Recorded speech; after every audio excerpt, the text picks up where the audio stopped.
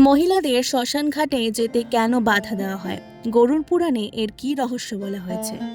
জয় শ্রী হরিবিষ্ণু। বন্ধুরা, অনেকের মনেই প্রায় এই প্রশ্ন আসে যে শেষ পর্যন্ত মহিলাদের শ্মশান ঘাটে যেতে কেন নিষেধ করা হয়, এর পেছনে আসল কারণ কি? আজ আমরা এই প্রশ্নের উত্তরই জানার চেষ্টা করব একটি পৌরাণিক কাহিনীর মাধ্যমে। বলা হয় এই কাহিনী স্বয়ং ধর্মরাজ দেবর্ষি নারদকে শুনিয়েছিলেন। একবার ভগবান বিষ্ণুর পরম ভক্ত দেবর্ষি নারদ নারায়ণ নারায়ণ স্মরণ করতে করতে যমলোকে পৌঁছলেন। নারদ মুনিকে নিজের সামনে দেখে যমরাজ অত্যন্ত আনন্দিত হলেন এবং বললেন, হে ব্রহ্মানন্দন, আপনার যমলোকে স্বাগতম। বলুন, আজ আপনার এখানে আগমনের কারণ কি? নিশ্চয়ই আপনি কোনো বিশেষ বার্তা নিয়ে এসেছেন। যমরাজের কথা শুনে নারদ মুনি হাত জোড় করে বললেন, হে সূর্যপুত্র, হে ধর্মরাজ, আমি আপনাকে প্রণাম জানাই। আজ আমি কোনো সংবাদ নিয়ে আসিনি, বরং আমার মনে কিছু প্রশ্ন রয়েছে যার উত্তর আমি আপনার কাছ থেকে জানতে চাই।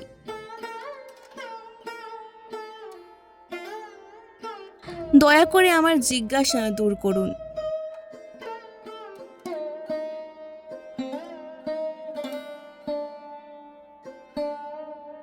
তখন ধর্মরাজ মৃদু হেসে বললেন, হে দেবর্ষি, আপনার মনে যে প্রশ্নই রয়েছে কোনো সংকোচ ছাড়াই জিজ্ঞাসা করুন। আমি যথাসাধ্য তার উত্তর দেওয়ার চেষ্টা করব। তখন নারদ মুনি বললেন, হে ধর্মরাজ, আমার প্রথম প্রশ্ন হলো, মানুষ কিভাবে দারিদ্র্য ও দুঃখ থেকে মুক্তি পেতে পারে? আর আমার দ্বিতীয় প্রশ্ন হলো, মহিলাদের শ্মশান ঘাটে যাওয়াকে কেন নিষিদ্ধ বলে মনে করা হয়?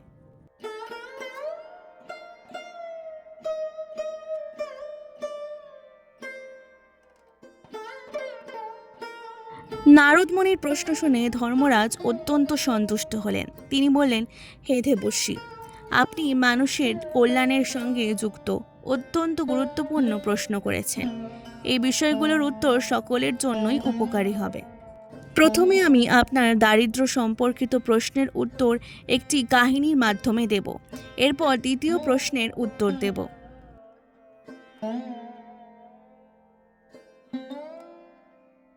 মনোযোগ দিয়ে এই কাহিনী শুনুন। বলা হয় যে ব্যক্তি এই কাহিনী ভক্তি ও বিশ্বাসের সঙ্গে শোনে, তার জীবন থেকে দুঃখ ও অভাব দূর হয়। ধর্মরাজ কাহিনী শুরু করলেন।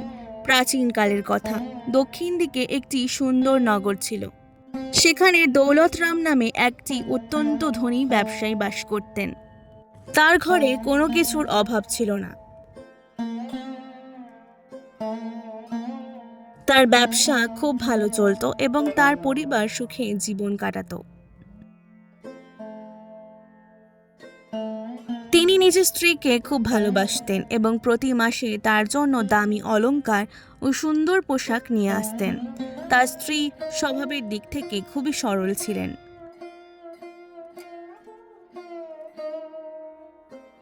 কেউ যদি ভালোবাসার সঙ্গে তাকে কিছু জিজ্ঞাসা করত, তাহলে তিনি সহজেই নিজের মনের কথা বলে দিতেন।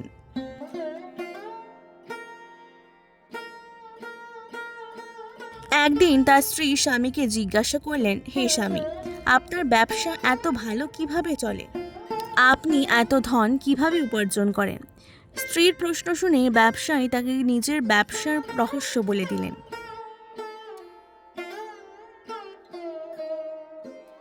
তিনি বললেন, প্রিয়, আমি শস্যের ব্যবসা করি।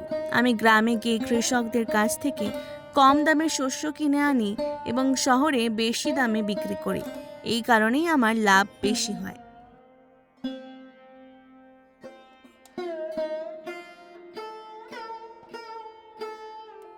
এই কথা শুনে স্ত্রী খুব আনন্দিত হলেন। তিনি মনে মনে ভাবলেন, আমার স্বামী খুব বুদ্ধিমান। সবাইকে জানা উচিত যে তিনি নিজের বুদ্ধি দিয়ে এত সম্পদ অর্জন করেছেন।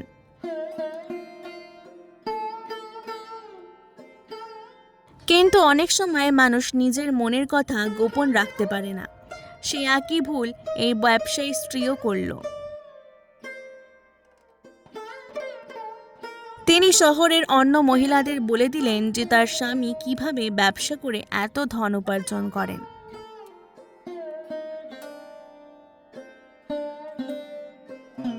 ধীরে ধীরে এই কথা পুরো শহরে ছড়িয়ে পড়ল। শহরের অনেক মানুষও শস্যের ব্যবসা শুরু করে দিল।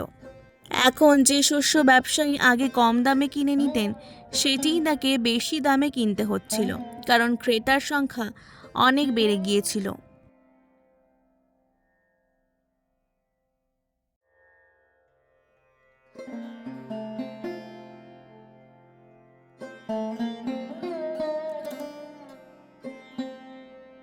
কিছু সময়ের মধ্যেই ব্যবসায়ের ক্ষতি হতে শুরু হলো। ধীরে ধীরে তার সম্পদ কমতে লাগলো এবং তার ব্যবসা সংকটের মধ্যে পড়ে গেল। তিনি খুব চিন্তিত হয়ে পড়লেন। একদিন সেই সময় তার দরজায় এক সাধু মহাত্মা ভিক্ষা চাইতে এলেন। সাধুর কণ্ঠ শুনে ব্যবসায়ীর স্ত্রী দরজা খুললেন এবং তাকে প্রণাম করলেন। সাধু বললেন, হে কন্যা, আমি কি কিছু খাবার পেতে পারি? অনেক দিন ধরে আমি ভালোভাবে আহার করিনি।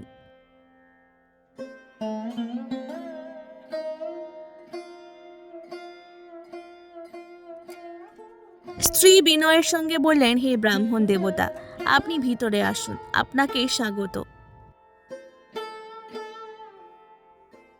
তিনি সাধুকে বসার আসন দিলেন এবং বললেন, আপনি একটু অপেক্ষা করুন, আমি আপনার জন্য খাবার তৈরি করছি।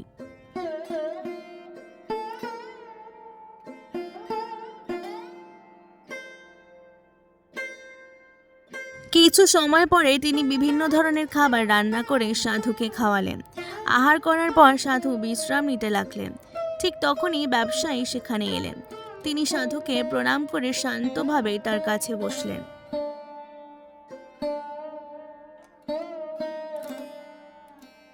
ব্যবসায়ীর মুখে চিন্তার ছাপ দেখে সাধু জিজ্ঞাসা করলেন, হে পুত্র,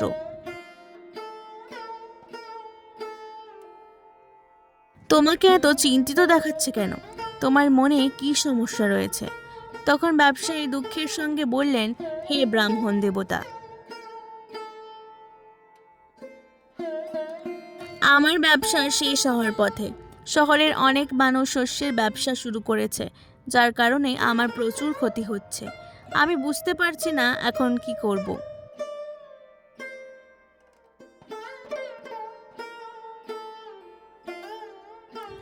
সাধু সবকিছু বুঝতে পারলেন। তিনি বললেন, পুত্র, তুমি জীবনে একটি বড় ভুল করেছো। মানুষকে নিজের জীবনের সব কথা কাউকে বলা উচিত নয়, সে যত কাছের মানুষই হোক না কেন।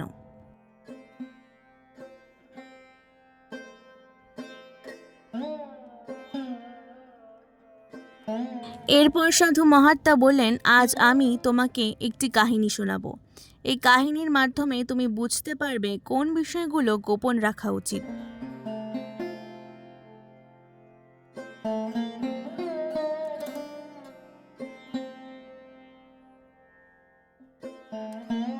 সাধু কাহিনী শুরু করলেন।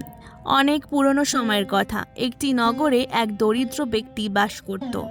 তার দারিদ্র্য এতটাই বেশি ছিল যে পরিবারের ভরণ পোষণ করাও তার জন্য কঠিন হয়ে পড়েছিল।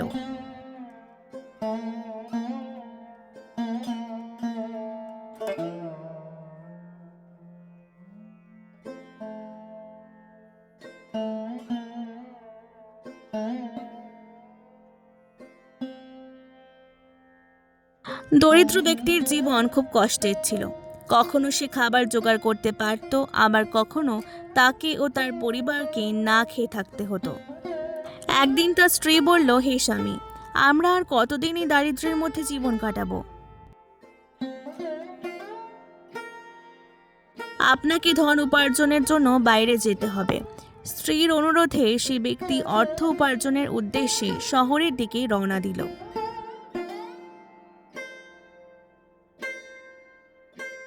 সে জঙ্গলের পথ দিয়ে যাচ্ছিল। দীর্ঘ পথ চলার কারণে সে ক্লান্ত হয়ে পড়ল এবং তার খুব তৃষ্ণা পেল।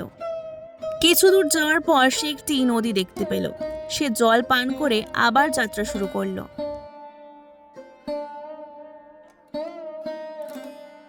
চলতে চলতে সে জঙ্গলের গভীরে পৌঁছে গেল। সেখানে সে একটি বিশাল বট গাছ দেখতে পেল।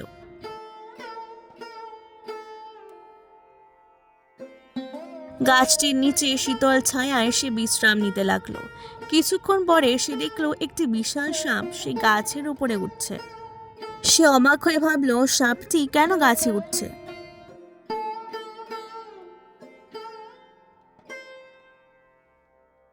কৌতূহলের কারণে সেও ধীরে ধীরে সাপের পিছনে গাছে উঠতে লাগলো। উপরে উঠে সে দেখলো একটি ডালে টিয়া ও ময়নার বাসা রয়েছে। সেখানে তাদের ছোট ছোট বাচ্চারা আছে।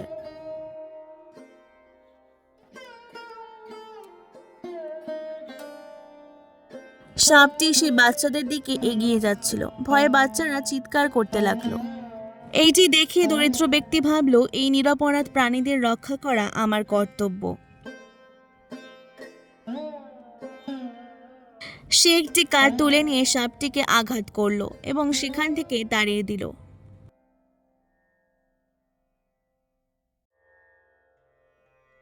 সাপটি নিচে পড়ে জঙ্গলের দিকে চলে গেল। টিয়া ও ময়নার বাচ্চারা সেই মানুষটির প্রতি কৃতজ্ঞ হলো।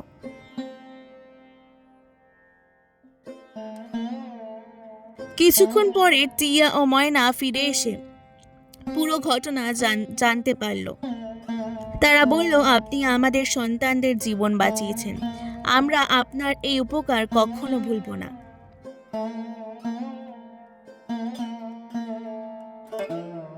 তারা তাকে কিছু মূল্যবান মুক্ত দেওয়ার কথা বলল।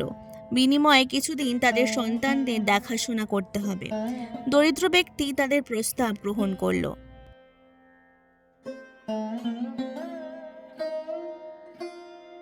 সে মুক্ত বিক্রি করে খাবার ও প্রয়োজনীয় জিনিস কিনলো এবং বটগাছের নিচে একটি ছোট কুটি তৈরি করে থাকতে লাগলো।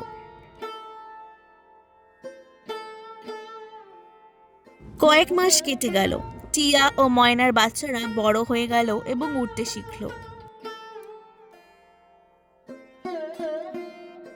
একদিন সে ব্যক্তি বলল, আমার স্ত্রী ও সন্তানদের কথা মনে পড়ছে। আমি বাড়ি ফিরে যেতে চাই।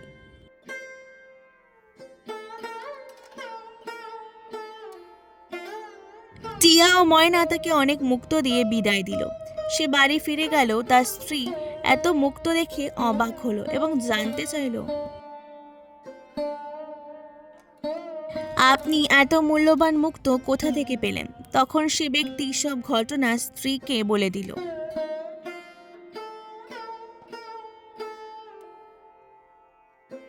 সে মুক্ত বিক্রি করে সুন্দর বাড়ি তৈরি করলো এবং সুখে জীবন কাটাতে লাগলো।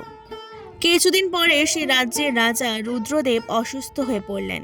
অনেক চিকিৎসক চেষ্টা করেও তাকে সুস্থ করতে পারলেন না।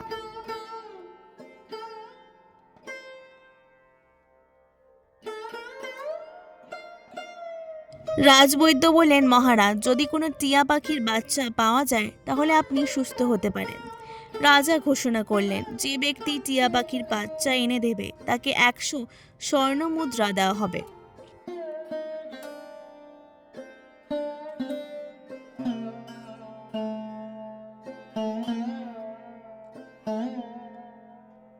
একদিন সেই দরিদ্র ব্যক্তির স্ত্রী প্রতিবেশীদের সঙ্গে কথা বলছিল। কথার মাঝে টিয়া পাখির কথা উঠল। সে গর্ব করে বলল, আমার স্বামী তো অনেক মাস ধরে টিয়া ও ময়নার বাচ্চাদের দেখাশোনা করছে। সে সহজেই টিয়া এনে দিতে পারবে।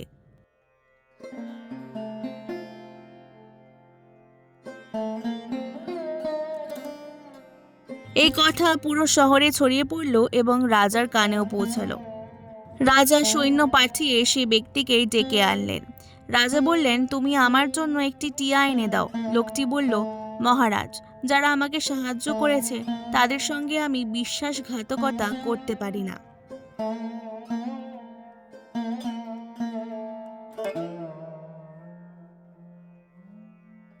রাজা রেগে গেলেন। লোকটি বুঝতে পারল তার স্ত্রীর বলা একটি গোপন কথা আজ বিপদের কারণ হয়েছে।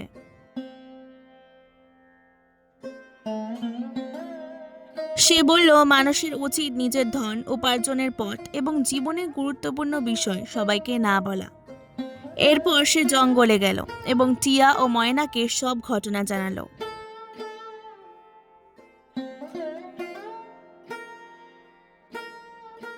টিয়া বলল, তুমি একদিন আমাদের সন্তানদের জীবন বাঁচিয়েছিলেন, আজ আমরা তোমাকে সাহায্য করব।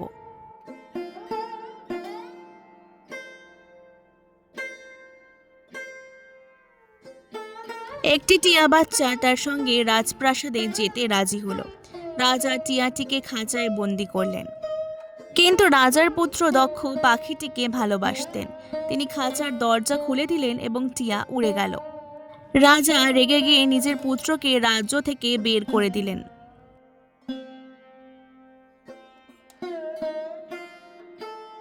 রাজপুত্র জঙ্গলে চলে গেলেন। টিয়াটি তার কাছে ফিরে এসে তাকে সাহায্য করতে লাগলো।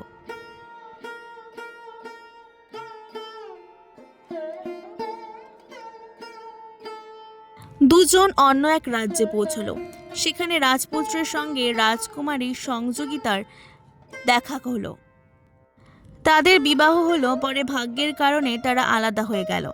রাজকুমারী অন্য এক রাজ্যে পৌঁছালেন। সেই রাজ্যে রাজা তাকে বিবাহ করতে চাইলে তিনি সময় চাইলেন।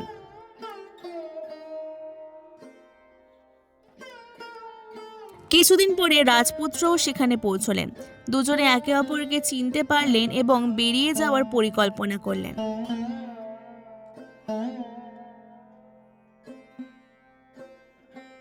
ঠিক তখন টিয়াটি সেখানে পৌঁছে গেল। সে নিজের বুদ্ধি দিয়ে তাদের সাহায্য করলো এবং নিরাপদে তাদের রাজ্যে ফিরিয়ে নিয়ে গেল। রাজা রুদ্রদেব নিজের পুত্রকে ফিরে পেয়ে আনন্দিত হলেন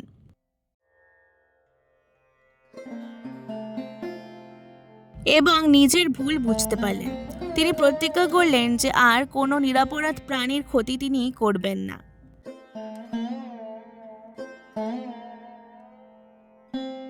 তখন ধর্মরাজ নারদজিকে বললেন, হে দেবর্ষি, এই কাহিনী থেকে শিক্ষা পাওয়া যায় যে মানুষের উচিত নিজের গুরুত্বপূর্ণ বিষয় চিন্তা করে তবেই অন্যের সঙ্গে ভাগ করা।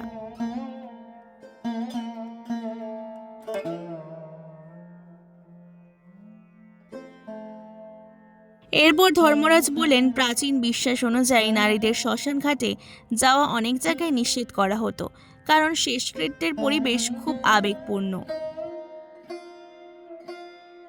ও দুঃখজনক মনে করা হতো। নারীদের মানসিক কষ্ট হতে পারে বলে তাদের দূরে রাখা হতো।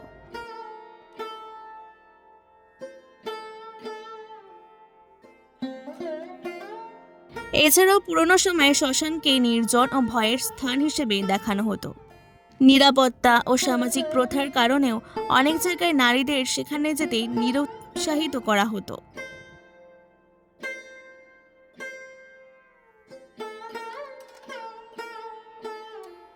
নারদজি ধর্মরাজের জ্ঞানপূর্ণ উত্তর শুনে বললেন, হে ধর্মরাজ, আপনি আমার সব প্রশ্নের উত্তর দিয়েছেন। আমি এই জ্ঞান 3 লোকের মধ্যে প্রচার করব। জয় শ্রীকৃষ্ণ। রাধে রাধে। ভিডিওটি ভালো লাগলে অবশ্যই পুরাণের পাতাকে সাবস্ক্রাইব করে দেওয়ার অনুরোধ রইল। অনেক অনেক ধন্যবাদ।